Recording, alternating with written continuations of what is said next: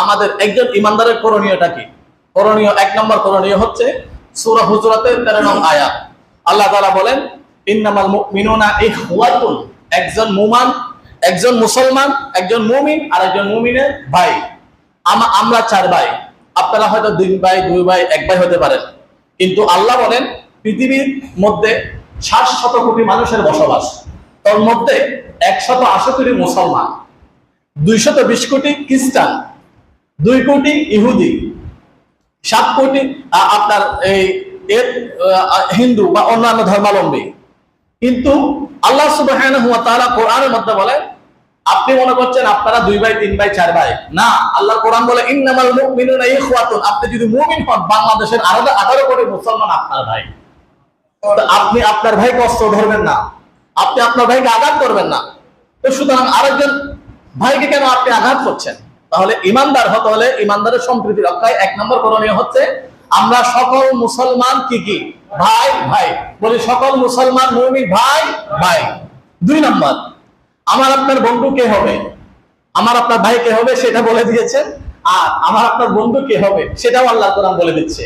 আমার আপনার বন্ধু হবে ওয়াল মুমিনুনা ওয়াল মুমিনাত বা'দুহুম আউলিয়াউ বা'দ। একজন মুমিনের বন্ধু হবে আরেকজন মুমিন। একজন মুমিনের বন্ধু কখনো ফাসিক হতে পারে না, একজন মুমিনের বন্ধু কখনো কাযযাব হতে পারে না, একজন মুমিনের বন্ধু কখনো জালেম হতে পারে না। একজনের মুমিনের বন্ধু হবে আরেকজন মুমিন। আপনি যদি মুমিনের সাথে বন্ধুত্ব করেন, রাত 5টার সময় 4:45 আপনার মুমিন বন্ধু আপনাকে কল দিয়ে বলবে, বন্ধু আমি ফজরের নামাজ পড়ার জন্য মসজিদে যাচ্ছি, মসজিদে যাই। আপনার বন্ধু আপনাকে বলবে, বন্ধু আজকে চল গিয়ে তাহাজ্জুদের নামাজ পড়ি। আপনার বন্ধু যদি মুমিন হয়, আপনার বন্ধু আপনাকে বলবে, বন্ধু চল আজকে শেখ বাহারুল্লাহ শাহ জামে মসজিদে 12টার সময় চলে যাব, প্রথম কাতারে বসবো, আমরা প্রথম থেকে শেষ পর্যন্ত শুনে আমার তোমার জীবনে সেই কোরআন সুন্নাহগুলো আমল করব। এমন বন্ধু যদি আপনার হয়, তাহলে আপনাকে এই কথাগুলো বলবেন। আর যদি আপনার বন্ধু যদি দুর্নীতিবাজ হয়, আপনার বন্ধু আপনাকে বলবে, বন্ধু আমি এই কাজটা করে এত টাকা পেয়েছি, তুই এখানে জয়েন হ, এখানে চাকরির বেতন আছে 20,000, ঘুষ আছে 2 লাখ, তুই 20,000 থেকে কিছু করতে পারবি না, বাসা ভাড়াও হবে না, ওইটা দিয়ে বেশি হবে, এখানে জয়েন কর। আপনার বন্ধু যদি মিথ্যাবাদী হয়, আপনাকে বলবো, বন্ধু মিথ্যা এভাবে বলতে হয়। আপনার বন্ধু যদি জালেম হয়, আপনাকে বলবো, এই বন্ধু জুলুম এভাবে করতে হয়, তুই সামনে ভালো সাজবি, কথা ক্যামেরার সামনে এভাবে বলবি, ক্যামেরার পিছনে এটা করবি। আপনার বন্ধু আপনাকে কিভাবে জুলুম করবে সেটা শিখিয়ে দিবে। আর আপনার বন্ধু যদি মুমিন হয়, আপনাকে বলবে, হ্যাঁ বন্ধু ওহরু সুজ্জাদা ওয়া মুকিয়া, দুনিয়ার সব কিছু ছেড়ে দে, কবরটা আল্লাহর জন্য জমিনে লাগিয়ে দে, আমার আল্লাহ তোমাকে ইমানদার বলে, মুত্তাকি বলে কবুল করে নেবে। সুবহানাল্লাহ।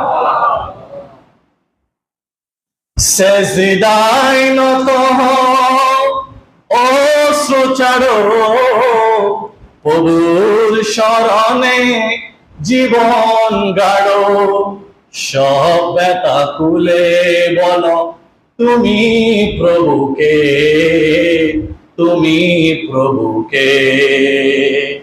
আপনি যদি আপনার বন্ধুত্ব যদি ওইরকম করেন, তাহলে আপনার সেজদা দিয়ে রবের সাথে সম্পর্ক করবেন, আর রব আপনার হলে পুরো জমিন আপনার কদমে লুটিয়ে পড়বে।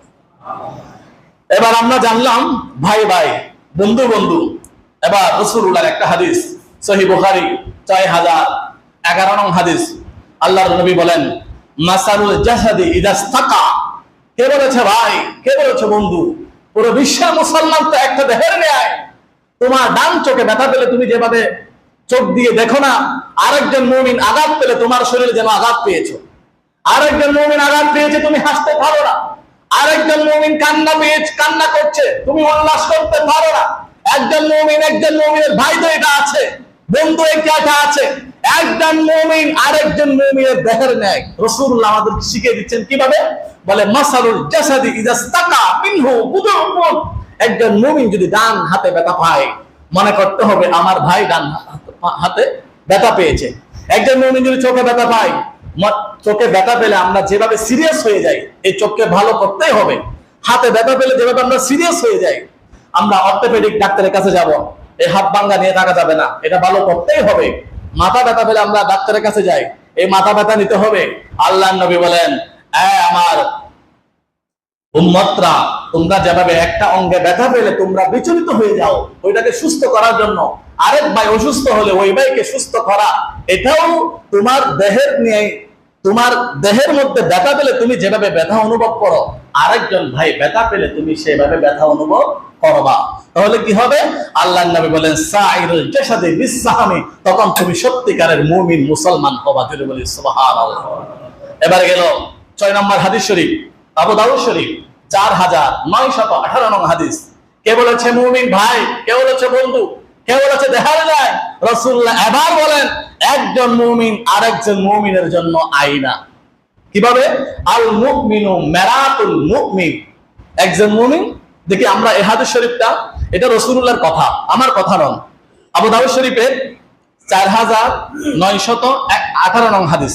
এই হাদিস শরীফটা আমার মুখে মুখে একটা শব্দ হতো, আপনারা বলবেন আল মুমিনু মিরাতুল মুমিন।